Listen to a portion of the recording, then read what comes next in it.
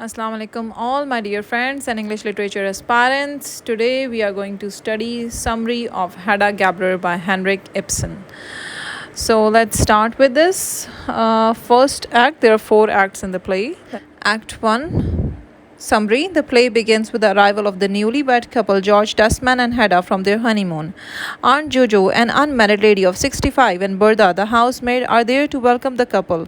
Bertha tells Aunt Jojo that the couple just returned from their 6-month honeymoon the night before and that she is anxious about whether she will be able to please her new mistress. The room where they are talking is well furnished and full of flowers, announcing the young couple's homecoming. Bertha feels sad that she is leaving the house of Aunt Jojo and Aunt Rena to be settled in Tasman's house, especially since Rena's health is declining so precipitously. प्रेसिपिटसली का मतलब होता है कि बहुत जल्द बहुत तेज़ी से Aunt Julia comforts her, implying that the new Mrs. Tasman needs her more. At this point, Tasman enters, greeting his aunt warmly. During the course of their conversation, George declares that he is now Dr. Tasman and has acquired his PhD. He also reveals that he has spent much of his honeymoon researching libraries and archives in Europe for his new book, The Domestic Industries of Brabant During the Middle Ages. Aunt Jojo is surprised that Tasman would work on his honeymoon.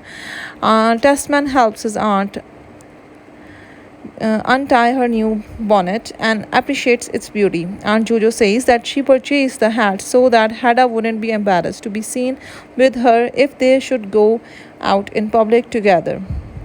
Aunt Jojo inquires as to whether Tasman has any important news that she wishes to share with her.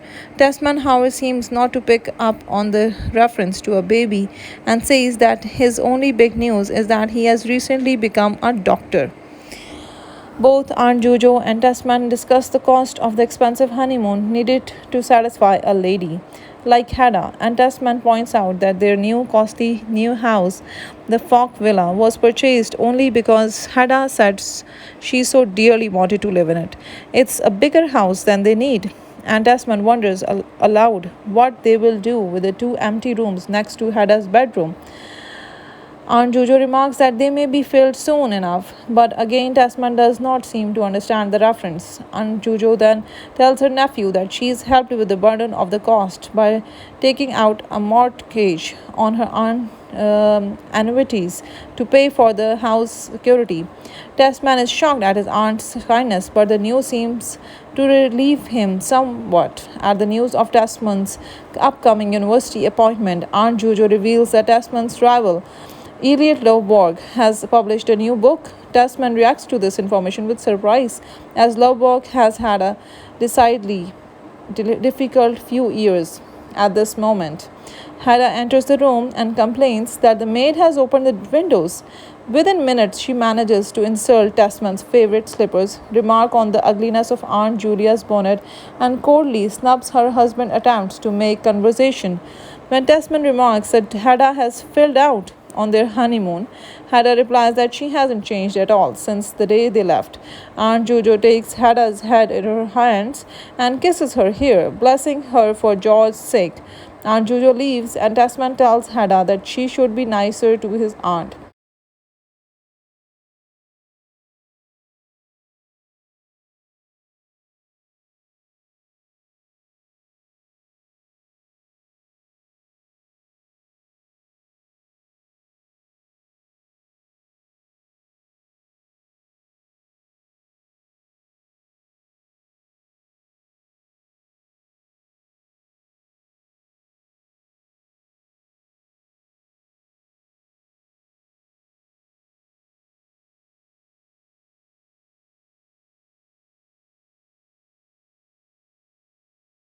Hannah says he should invite her over again later in the day. Tasman, happy at the seemingly conciliatory response, and asks Hedda to start calling Jojo auntie, but Hedda is reluctant to do so.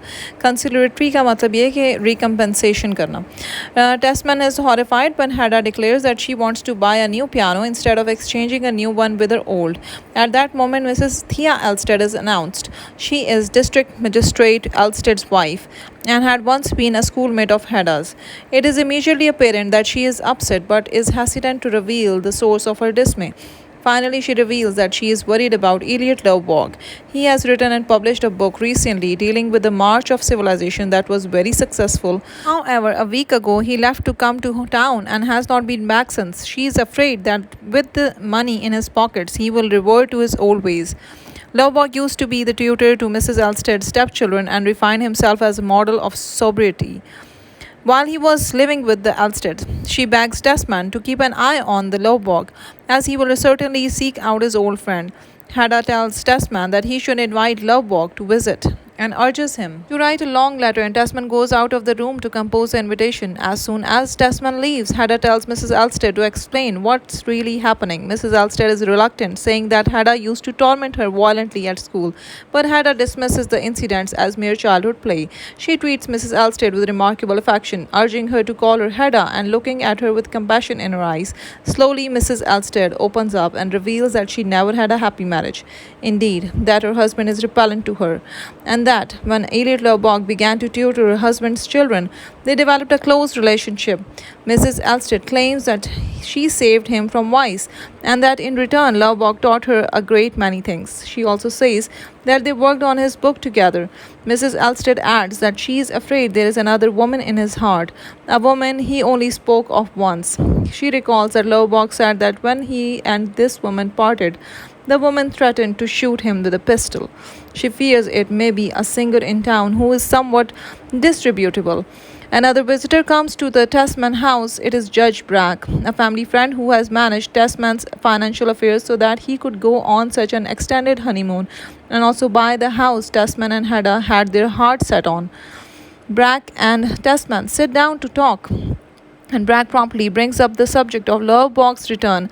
He tells Tessman to economize because he cannot take this his appointment as professor for granted, as he has a competitor for the job, Elliot Lovborg. Tessman is shocked, for he as Hedda have married on the strength of being assumed of his professorship. Hedda, however, expresses indifference and sees it in terms of a sporting match. Bragg leaves, and Tessman tells Hedda that since the professorship is in doubt, they need to be more thrifty. Hedda replies that she at least has one thing left to amuse her, her father's pistols. Tessman is alarmed by her words. Act 2 Summary. The same afternoon, Hedda is dressed up to receive visitors. She is also playing with her favorite pistols, which belonged to her late father, General Gabler. When Bragg enters, she poses to aim at him, pretending to shoot him.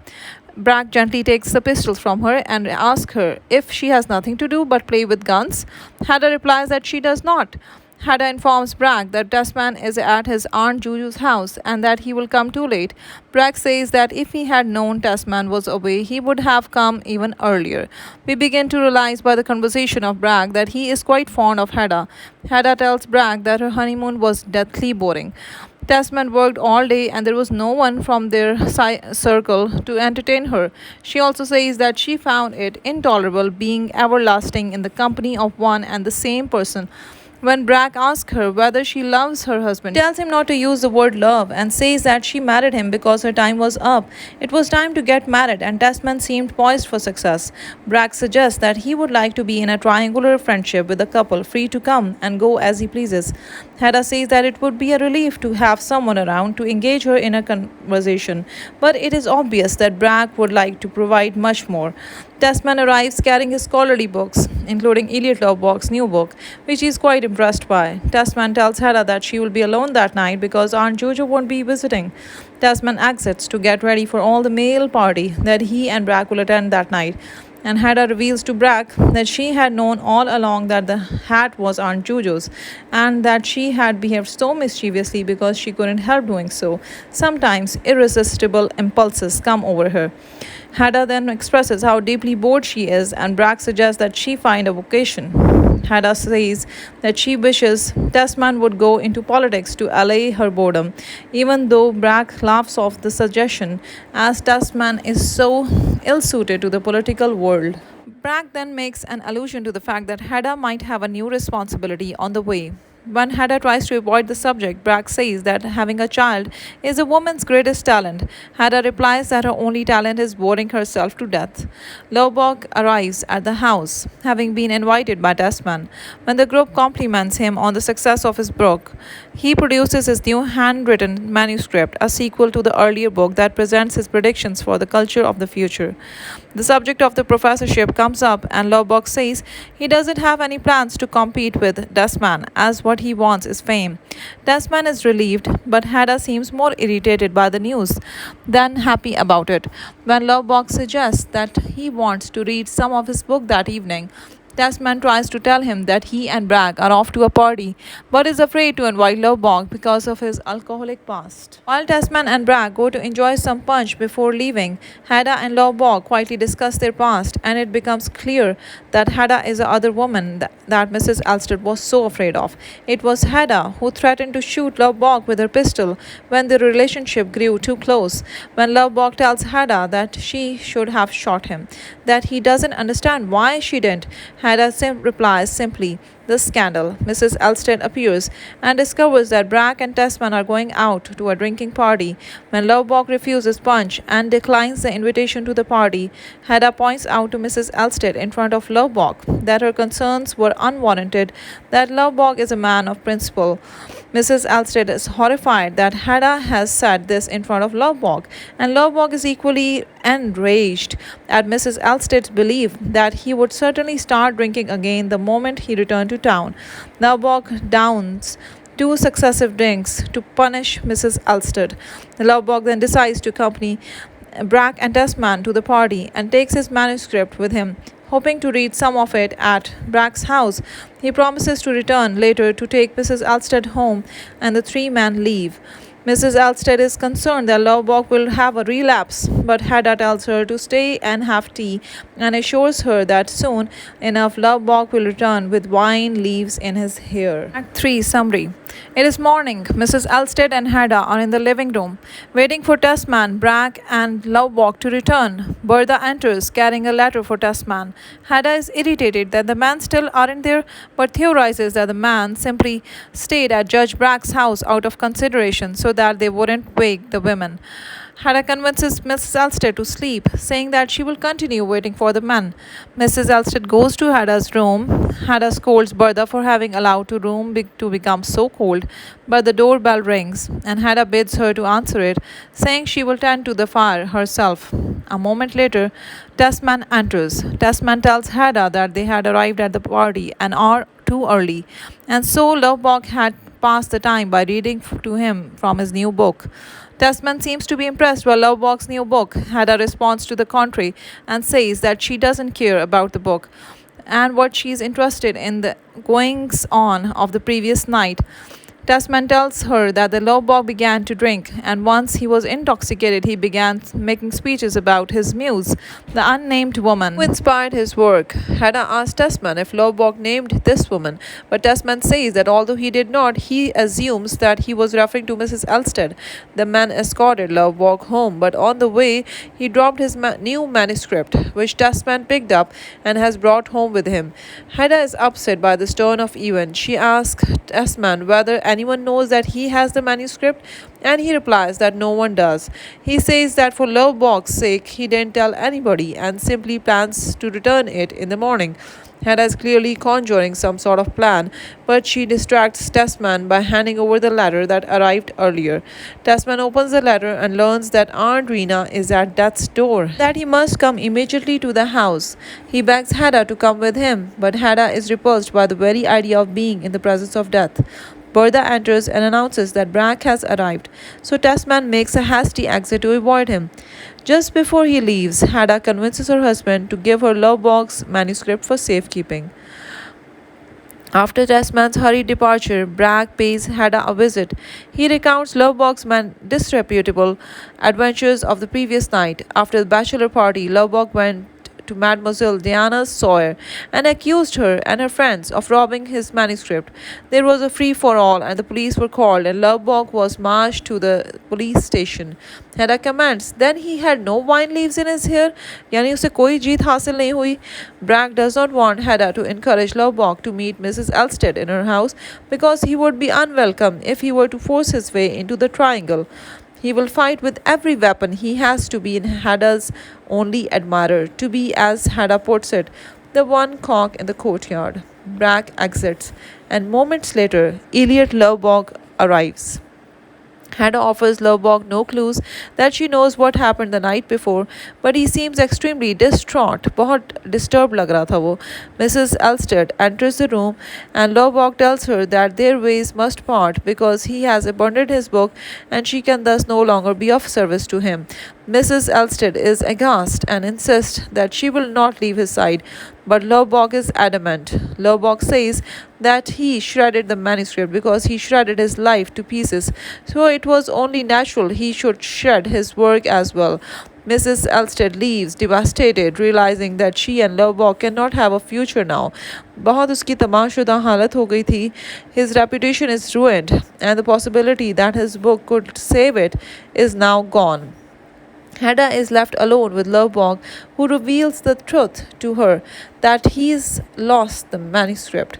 Lovborg implies that now he must kill himself, and Hedda encourages him to make it beautiful. She tells him never to return again and gives him one of her pistols as a memento. सॉविनर के तौर पे उसने pistol दिया अपना, जो कि उसके father का था. He says that he recognizes this pistol. It was the same one she pointed at him years before, and says that she should have used it on him then, but she replies that he can use it now. Lovborg leaves, fully intending to commit suicide. Upon his exit, Hedda sits down by the fire and burns Lovborg's manuscript. Act 4 Summary. It is evening. Bertha, the housemaid, is on the stage. Aunt Juju enters and breaks the news of Aunt Rina's death. She laments the passing of her beloved sister, but says that the old woman died peacefully. Laments matlab afsos karna.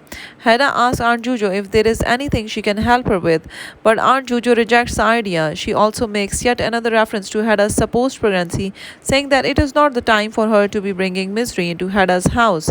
When Tesman asks Aunt Juju what she will do now after the death of Aunt Rina, she answers that she has decided to find some poor invalid who needs nursing to keep her occupied. Aunt Juju also implies that she may move in her with and Testman once Hedda's child is born. Hedda reacts to the idea with revulsion and Aunt Juju exits. Revulsion मतलब उसके opposite react करना. Testman tells Hedda that he went over to Lovborg's house to tell him that the manuscript was safe and sound, but Lovborg was nowhere to be found. He then ran into Mrs. Elstead, who told him that Lovborg had been to their house in the morning and had said that he had torn the manuscript to shreds. Testman asks Hedda if she told Lovborg that she had the manuscript, but Hedda replies that she did not. Testman says that he must return the manuscript immediately, but Hedda reveals that she herself has burned the pages. Testman screams out in horror at this act of his wife, but she tells him that she did so because he was envious of Lovborg, and this was her way of showing her love. Testman becomes ecstatic at the idea that his wife might love him after all, and is also overjoyed when Hedda refers to him as George. Presumably, she rarely calls him by his first name. Mrs. Elstead arrives, terribly distressed, and tells the Testmans that Lovborg never returned to the boarding house. She has heard some strange rumors, and she is afraid that something terrible might have happened to him. Bragg enters and says that he heard about Rina's death and that he has more sad news for them. Lovborg, he says, shot himself in the chest with a pistol and is lying at the point of death. Mrs. Elstead breaks down, but much to everyone's surprise, Hedda maintains that there is beauty in his act. Hedda wants to know where the incident actually happened. She asks Bragg, is he certain that Lovborg shot himself in the chest and not in the temple? Bragg replies that he did indeed shoot himself in the breast, to which Hedda replies, that's a good place too. Hedda then states that there is beauty in the act, shocking everyone. Mrs. Elstead and Testman think that he shot himself in despair due to the manuscript. Testman regrets Lovborg's act because the manuscript would have immortalized his name. Mrs. Elstead cries out that she wishes there was some way the book could be reconstructed, but then realizes that there is a way. She says that she still has in her possession all of the original notes. Tasman and Mrs. Elstead announce that they will reconstruct the book together, and Tasman says that he will dedicate his life to the task immediately. The two of them sit down to work on this monumental task. Left alone with Bragg, Hedda reveals that Lovebog's death has shown her that they are truly free because I know it's possible to choose. Free will, still possible and beautiful. Bragg, however, tells Hedda in confidence that Lovebog didn't shoot himself. He was shot in Mademoiselle Diana's Sawyer and he is already dead. Hedda is stunned to know the reality. Bragg adds that he entered Diana's raving about his lost child. Bragg adds the Lovebog was fatally shot not in the chest but rather in the bowels. Bragg then tells Hedda that the pistol with which Lovebog shot himself was Hedda's. He says that there will be an inquiry since the police are now in possession of the pistol. But as long as Bragg doesn't say anything, there is no way they will be able to trace it back to her. Hedda realizes that she is in his power now. She says, "In other words, I'm in your power, Judge." She tells him that she will never submit to him, even as Bragg assures her that most people resign themselves to the inevitable sooner or later. Inevitable जिसको आप टाल ना सको. Hedda goes up to Mrs. Elstead and fingers her beautiful hair, saying that she is sitting with her husband as she once did with Lovebog. Tasman remarks that Mrs. Elstead is proving to be an inspiration. The two are so engrossed in their work, इतने वो मसरूफ थे अपने काम में, that Tasman forgets Hedda when Hedda realizes that she is fully in Bragg's power and that she has even been dislodged by Mrs. Elstead as Tasman's source of interest. She goes to the back room, draws the curtain, and plays a popular dance piece on the piano.